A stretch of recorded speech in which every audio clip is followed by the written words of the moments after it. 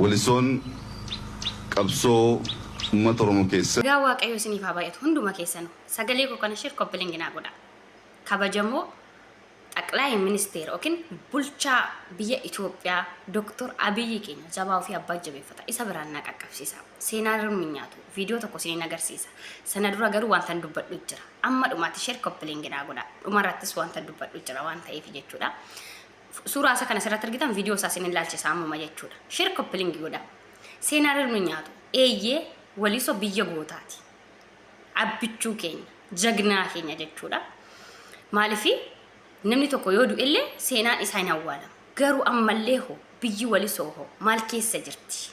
Abbichuu keenya mee biyya goototaa kana keessatti sababa rakkina faabrikaan guddaan tokkollee biyya gootaa kana keessatti hin dhaabbanneef ijoolleen teenya barumsa fixanis sababa maatiin isaanii immoo barumsa illee barsiisuu hin dandeenyeef waggaa 12tti waggaa 13tti biyya isaanirraa kara biyya ambaatti godaananii ijoolleen baay'inaan biyya hambaa keessatti wanti shamara irratti hin geggeeffamne irratti geggeeffama daffaramaa du'aa jiran biyya goototaa kana keessa kan baate shamara hedduutu jira biyya hambaa kana keessatti kan du'anillee reenfi isaanii hin gallee fi kan rakkataa fi dhiphoo keessa jiran ammayyuullee.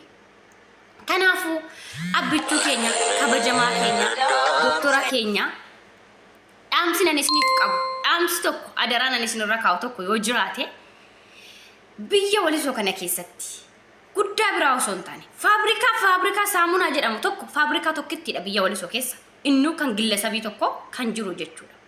Garuu biyya gootaa kana keessatti maqaa goota kanaatiin maaliif faabrikaan tokkollee biyya walisoo keessatti dhaabbate ijoolleen keenya barumsa dhabanii biyya garaagaraatti bakka hin taanetti argaman akka hojiirratti hirmaatanii hojjetan maqaa waaqayyootiin kabajaan asiin isin gaafadha.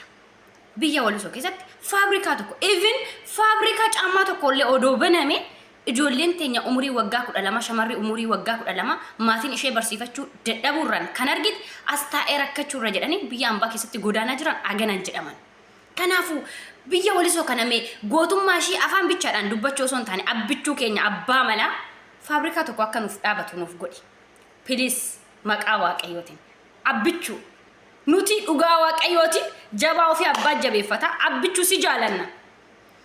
Walisoo kana keessatti faabrikaa tokko maqaa goota keenyatiin akka dhaabbatee ijoolleen teenya umurii waggaa 12 waggaa 13 biyya hambaa keessa dhufanii acuucceen irra qaqqabu kun akka nurraa dhaabbatuuf faabrikaan akka faabrikaa saamunaa sun faabrikaan tokko otoo maqaa goota kanaatiin nuuf dhaabbate walisoo keessatti ijoolleen teenya hojii dhabanii bakka hin taanetti kufan meeqatu goota meeqatu dhufee faabrikaa sana qabee dhaabuu danda'u baay'eetu jira.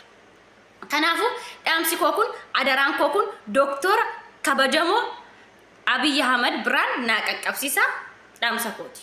Maaliif lubbuu ijoollee teenyaa kan baraaruu qabu nuyiidha waan ta'eef sababa hir'ina faabrikaan tokkollee walisoo keessatti hin jirreef faabrikaan gahaa tokkollee walisoo keessatti hin jirreef ijoolleen keenya maatiin isaanii barsiisuu hin dandeenye waggaa 13 waggaa 12tti biyya ambaarra dhufanii lubbuu isaanii dhabamaa jiran sababa kanaadha.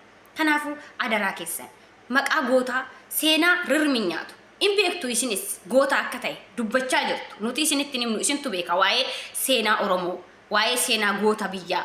Kanaafuu akkuma jettan kan meega hojiidhaanis nu agarsiisa har'as borus Oromoon keenyuma isinis keenyuma jagnaa fi jabaa fi abbaa jabeeffata abbichuu abbaa mala umtuun baatu jala jennee kan nuti yeroo hunda sifaarsinuuf ikko waa maleedhaaf miti waa beeknadhaaf abbichuu jiraadhu ilmi dhugaa siifaa dhalatu dhugaaf jiraanne dhugaaf yoo duune wayyaa. Kanaaf ani dhugaan siin jedha abbichuu gaafa dhugaa rabbiiti jechuudha. Abbichuun gaafan filachuu ba'u mucaan tiyyaa yeroo abbichuun dhufee aangoo kanarra taa'u dhalateen siniin jedha. Dhugaa dubbachuuf abdiin natti horame jechuudha. Abdiin nutti horameeti. Kanaaf abdii jennee mucaa sana abdii baafneef isinii gala miti. Maaliif biyyi teenya rakkina guddaarra turte miti. Gaafa abbichuun teenya dhufu immoo abdii jedhee mucaan sun bara abbichuun dhufee aangoo kanarra taa'u dhalate mucaan kiyya jalqaba. Kanaaf ammas abdiin kutannu nuti waaqarraas abdii qabna. Mee amma sabdiidhaan si eegna gaa dhumarratti hojii gaarii. Walisoon qabsoo uummata Oromoo keessatti biyya seenaa guddaa qabdu. Jiraadhu. Biyya gootota baay'ee baaste. Jiraadhu abbichuu. Seenaa Itoophiyaa yookaas lola Adwaa yookaas Waaqayyo fayyaa siif haa achii kaasee namoota seenaa keessatti Jabaa maqaan fi isaanii abbaa ol ka'ee jabeessota. himamu Ilmi dhugaa siif biyya haa dhalchee Seenaa guddisee irra nyaatu. biyya kanaaf gumaacha keessaa Walisoon kan jalqabaati jechuu hin danda'amu. Walisoon biyya Baalchaa Abbaa Nabsooti. Baalchaa Abbaa Nabsoo jechuun goota bara tokko jechuu miti. Waraana Adwaa tokkoffaaf lammaffaa irratti gootummaa addaan waraanee biyya kan bilisummaa ishee eegdee tokkummaa ishee eegdee gara misoomaatti deebi'uu akka dandeessuuf humni ormaa biyya kan akka hin binneef yeroo dargaggummaa duwwaa osoo hin taane dulluma keessa seenaa addaa nama hojjetee nu boonsu keessaa tokko Baalchaa Abbaa Nabsoo asitti dhalatee kan guddate.